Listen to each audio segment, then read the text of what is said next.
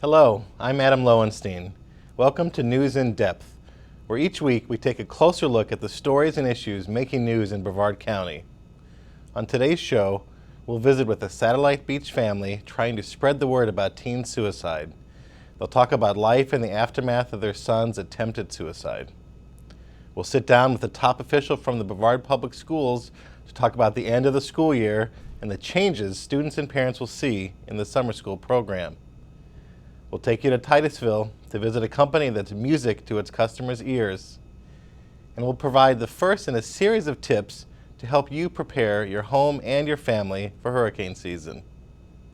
But first up, a visit with one of our community's military heroes. Saturday is the 65th anniversary of the pivotal D-Day invasion that started the Americans' liberation of Europe and turned the tide of World War II. Bill Ryan of Melbourne, now 84, was there that day amid the explosions and gunfire. He's returning to Normandy's beaches this month, probably the last time, he said, that he'll go back. We sat down with him earlier this week at the Liberty Bell Memorial Museum in Melbourne. Here's his story in his own words. My name is Command Sergeant Major William F. Ryan. I am on my way back to Omaha Beach in Normandy, France for the 65th anniversary of the D-Day landings. I have been going back to France since the 40th anniversary, and this one will be the last real big one. This will be the 65th, and we're all getting too old. I'm 84 years old, and they call me the kid, so you can imagine how old the other guys are. So we decided to make one big last ceremony. At about 2:30 in the morning of the 6th, they called us from down below. We went up and went on our landing craft. We got to the line of departure. There was supposed to have been a boat there that told us to load our weapons. And we'd already loaded them, of course, but there was no boat. The boat had been sunk. And because the beach was obscured with smoke from the fire and the shells and everything, we couldn't see our landmarks, and the tide and the current pushed us off to the west. So we were about 2 miles off our beach when the captain realized, my company commander, Captain Richmond, realized that we were in the wrong place. Well, instead of landing at 6:30, we landed at 8 o'clock, and the beach was still hot. When we got off our beach, which is Fox Green, we couldn't land because the boats on Easy Red had been blown over onto our beach. So we started circling. Well, the Germans picked us off. If you didn't get hit by an 88, we get hit by mines that were on the obstacles. So all 4 of my boats were blown up. When my boat was hit, I was knocked against the bulkhead, cracked my head. Next thing I knew, I'm laying underneath the big rock wall on Omaha Beach. And I found out afterwards that 2 men saw me laying in the water, and they picked me up and dragged me ashore and put me underneath the rock wall. And I laid on the beach wounded until 10 o'clock that night when they evacuated us to the hospital in England. And the only reason I got to England, when a medic came around to tag us for evacuation, I was unconscious. So they put a tag on me. Next thing I knew, I'm on an LST going to England. Going to England. I really shouldn't have gone. My wound wasn't that bad, but I had a very bad concussion. So I was in the hospital for a couple of months. And finally, the doctor called me in. He says, they made me a corporal now. In the 1st Division, if you got wounded, they raised you 1 stripe. So I made corporal. And he says, Corporal, there's nothing wrong with you. I says, Doc, I've been telling you this for months. Let me get out of here. So that's when I left and went back to join the Airborne, 508 Airborne Regiment. Yeah. I know I'm going to choke up. I don't cry, but I get emotional, and my eyes water. And there's a tightness in my chest, like you're going to have a stroke, It happens all the time when I go to these cemeteries. I'll tell you what gets me is when they play taps. It still moves me when they play taps. I got to really bite my lip. Or the national anthem, especially in a foreign country. When they play the national anthem in a foreign country, it gets me. And I think it gets all professional soldiers, or any true American. Let's put it that way. You don't have to be a professional soldier. But to hear taps or your national anthem played in a foreign country, it really makes you feel good. You can read more about Mr. Ryan's story in Saturday's Florida Today. Now to battles still being waged. Christopher Chida of Satellite Beach would have graduated from Melbourne High School this spring had it not been for a fateful night in March 2004 when the then 12-year-old tried unsuccessfully to take his own life. The attempted hanging seriously injured his brain, causing a host of physical and cognitive issues. Christopher now gets by with the help of a full-time aide and, of course, his parents, who say they're holding out hope for some kind of recovery. We visited the Chidas recently, and they talked about the challenges they face.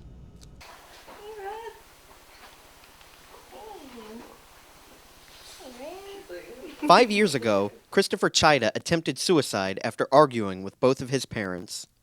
The then 12-year-old tried to hang himself by wrapping a canvas belt around his neck and tying it to the top of his bunk bed. His parents, who say it was a cry for help more than a suicide attempt, got to him within minutes, but after he was airlifted to Orlando, it was pronounced he had suffered brain damage. Christopher would have graduated from high school last week, but instead, his parents, Joe and Terry, along with their family, continue to fight to get Christopher the medical help he needs and to get the message out about teenage suicide. Well, I think one of the biggest reasons it's an important story is because we want to get out awareness, about what the teenage kids are going through. I mean, when this first happened, we didn't realize that, suicide was like the third leading cause of death among teenagers, and when we learned that, it was pretty striking. And I guess that's one of the main reasons we're pushing this, is to get suicide awareness out there, and drug prevention out there, and also let people know that although they think there's a lot of help for the disabled, there's very limited help unless you really, really fight for it. Christopher continues to have his health struggles and setbacks, but he also has made strides in his communication and mobility. Within the past month, Christopher and his oldest brother, Joey, shared a special moment when Christopher said Joey's name for the first time. I was kind of excited because he never really said it. I think didn't really say it that often because he was trying to just joke about it, and he wanted to get me riled up about it. So I'd always tell him, come on, say my name, and he would never say it. I think he only did that just to get me riled up. But when he did say it, I forget why he said it. I think he was trying to call out for help or something, because I think he was in one of those days he was having a bad day, when me and my dad were trying to help him, and he called it out, and it kind of got me excited, so it was pretty cool. Family has been a big part of Christopher's progress. Well, it's kind of neat when this one comes home from school. He'll go right in there. He'll do his studies in there with them. He does his homework. He'll sit in there and watch you. Go get in bed with him sometimes just to mess with him, get him going. Get him to say no. He hasn't learned Jake yet, I don't think. Has he been able to say Jacob?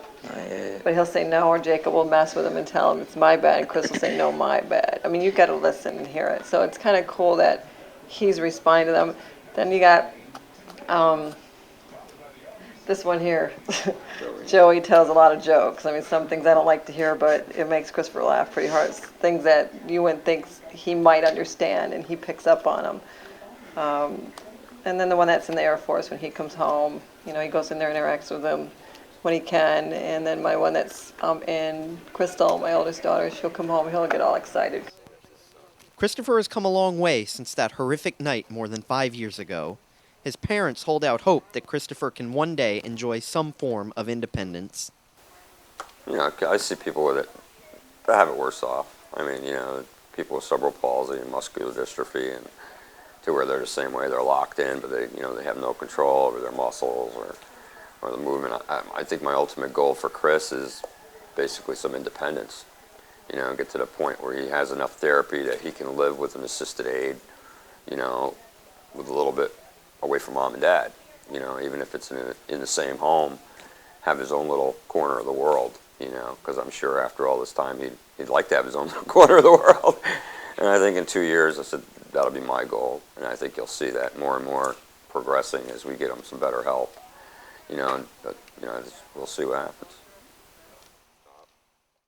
The Centers for Disease Control and Prevention report that 60% of high school students surveyed said they have thought about committing suicide, and 9% have actually tried killing themselves at least once. The National Suicide Prevention Lifeline has a website with tips on identifying warning signs and finding help. It also has a suicide prevention hotline at 1-800-273-TALK.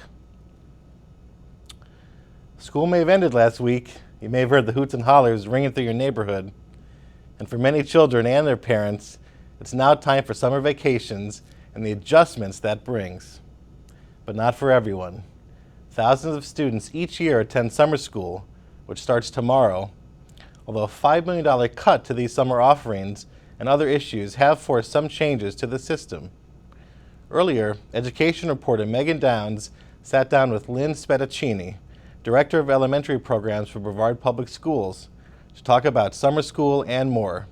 Here's that interview. Hi, I'm Megan Downs, education reporter with Florida Today. You're here with Cram Session on the Air, your source for education news in Brevard County. You can get live updates from that at www.floridatoday.com/education. I'm here with Lynn Spedicini. She's Director of Elementary Programs for Brevard Public Schools, who's also in charge of summer programs that start tomorrow. It's sort of a bare bones offering this year. We've had to cut a lot back. Can you explain sort of what it was like in previous years and what it'll be like now? Sure. We were fortunate enough to have board support and, of course, superintendent support to have a really big comprehensive summer program several years ago. We were able to serve all children that were below grade level, K-12, in reading and math, and we're able to do enrichment programs. We had Spanish camps in the summer, driver's ed, lots and lots of programs, lots of things for kids to do in the summer. Now, we've gone to pretty much a bare bones. This year we'll be serving all of our level 1 third graders. We have about 650 of them this year that will be eligible to attend SOAR for our third grade reading camps. We will have some enrichment courses, but they will be fee-based. Before they were free for parents and kids to attend, but now they will be based on fees. We will also have some Title I services in our Correct 1 and 2 schools. So Title I funds will be able to provide reading and math remediation for children in grades 4 through 6 in some of our Title I schools. Okay, and those kids in the Title I schools don't necessarily have to be the ones that are struggling the most, the level ones. They could maybe be up to level 3, or what sort of kids will get Generally, served? you look at level 1s and 2s. If there's a borderline student, maybe a level 3, but just really, really struggling, then we may make the decision to let that child attend. And we want to do what's best and help as many children as we can. Right, and for those people that might not understand the FCAT levels or exactly what that means, those, let's say, level 1 kids that are being served this year, what exactly does that mean? Where is their standing, I guess? Those are the children that we consider to be functioning probably about 2 grade levels, 1.5 grade levels below where they should be performing. So they're probably our kids that are struggling the most, and we want to provide them with services over the summer. Okay, and you had mentioned the fee-based programs will still be around this year. Do those kids that are involved already know, and what's the fee generally run for those? The fee varies. It depends on the program and how many children are going to be involved. And typically they're going to limit that enrollment to maybe 20, 15 children. You may have anything from some kind of a science lab experience. We've had writing in the past. You may have some kind of drama, arts programs, but they're going to be sprinkled around throughout the district at different schools, and it really depends on the parent support, how many parents really want to access the programs for their children. Now, in previous years, Brevard was one of the only districts in Florida offering such an extensive summer program. There was about $5 million infused into the program. We understand it was sort of one of Dr. DePatri's pet projects, something he really emphasized. Can you elaborate on what it sort of started when he was entered the district and what it became later on? When he first came, most of our programs were directed at secondary schools, and they were course retrieval kinds of courses where children just needed to make up some courses to graduate. We didn't have anything in elementary except for the Title I schools who used Title I funds to provide services for children. So we went from that, where it was mainly a course retrieval program in the secondary schools, to a K-12. Any child that needs help gets to come, and enrichment, services were provided as well. But it was something in his heart that he wanted to do for children, and he said, add to it every year. I want it to be something that will be for every single child, and we really hoped that we could continue to expand and make it something for every child. Well, great. Hopefully with more money there'll be some in future years. Keeping my fingers crossed. Being with us. This Okay. has been Cram Session on the Air. I'm Megan Downs. You can get more education news at floridatoday.com/education. Thanks, Megan. It may be summer vacation for the kids, but not for our school leaders or our education team. Work continues on a challenging budget, and the district must also turn its attention to the transition from retiring Superintendent Richard DePatri to his successor, Brian Bingley. Keep up with the latest news every day in our education team's blog, the Cram Session, only at floridatoday.com. Now let's head north for a moment to Titusville. The variety of small businesses in Brevard County continues to impress us, and this week we want to give you an inside look at a company that offers banjos, guitars, and numerous other stringed instruments to musicians around the world. Check out the sights and sounds of Goldtone.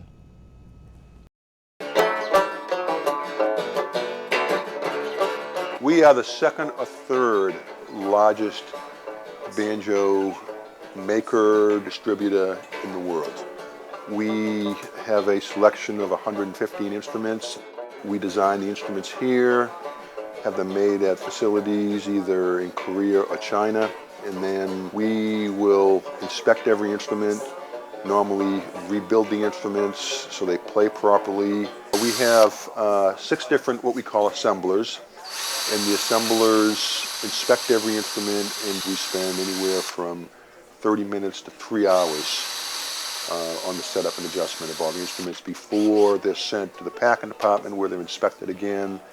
Our instruments are in the affordable range between $300 and $1,500, and they compare to domestic product, which is between $2,000 and $5,000. So that's been our claim to fame. A lot of dealers that are used to carrying high-end type products know that they need in this economy something in the affordable price range, and normally we're the first choice. The owners of Goldtone, veteran bluegrass artists Wayne and Robin Rogers, personally play every instrument before it's shipped. They might not be as musical, but we hope to bring you more stories about interesting local businesses in the coming months. And finally this week, the arrival of the storm season. The 6-month hurricane season began Monday, but tropical activity got a head start. A tropical depression churned off the Carolinas last week, contributing to wet weather across the southeast. The storm season is predicted to be pretty typical, but as always, it is also unpredictable. We want to help prepare you should a storm come our way. So for the next few weeks, we'll be sharing some quick how-to videos aimed at getting you thinking about getting ready. Here's a look at what you might need if you have to go to one of the county's hurricane shelters. A shelter should be your last option if you cannot evacuate, stay at home, or with a friend or relative. When television or radio make the announcement, get to the shelter as soon as possible. Space may be limited. Be prepared to stay with strangers in close quarters for an indefinite amount of time. Shelters are fairly barren, so bring any comforts that you need. Here's a checklist to get you ready for a shelter. Identification, photocopies of any valuable papers, toiletries, medication, a flashlight, a portable radio or television, a pillow, blanket, cot or sleeping bag, games, playing cards, reading materials, and enough food, water, and baby supplies to last 24 hours. Guns and alcohol are strictly prohibited in shelters. Also, most shelters do not allow pets, so be sure to find out in advance if your shelter is pet-friendly. You can find that video and many other how-to guides in the weather section of floridatoday.com. Well, that's our show for this week, everyone. We hope you enjoyed it.